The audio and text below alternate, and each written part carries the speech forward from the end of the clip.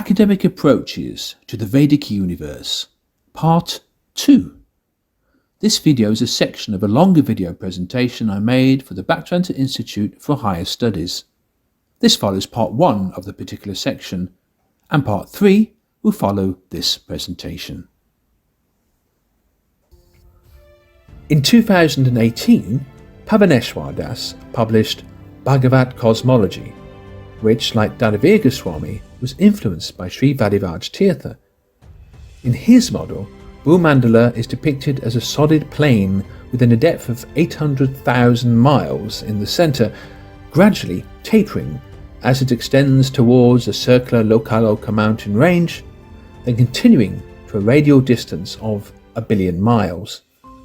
His detailed analysis reveals a number of parallels with contemporary astronomical calculations.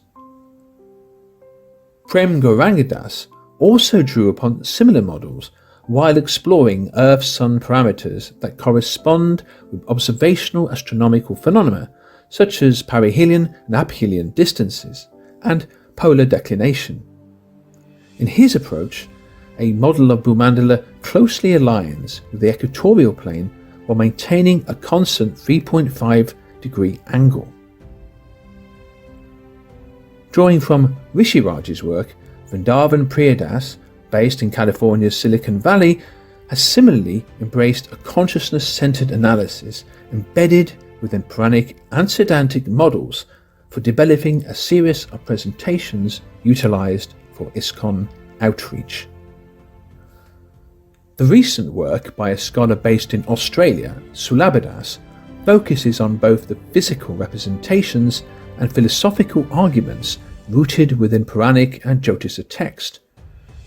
In the introduction to a forthcoming volume, The Puranic Geography of Bharatvash, Sulabha writes that the Earth appears as a vast, immobile, flat plane, yet simultaneously has mathematical features that resemble a sphere in space. Interestingly, when he models the flat feature, the islands off the south coast of Jambudvip are represented by the different continents on the Earth, rather than having the Earth as one of the islands. Murali Gopal Das is taking a fresh approach, examining the mathematical relationships drawn from the perspective of Bhumandala as the horizontal plane as experienced by an observer. From this particular vantage point, the observer is central. The spinal column represents Mount Meru, and the chakras connect with the lokas. Dwija Govinda Das has concentrated his research on the vertical dimension by mathematically treating the yojana as a sliding scale applied to the heights of the lokas. One approach takes into consideration the proportionality coefficient between Puranic and Siddhantic sizes of the universe and the distances of the stars and lokas within it.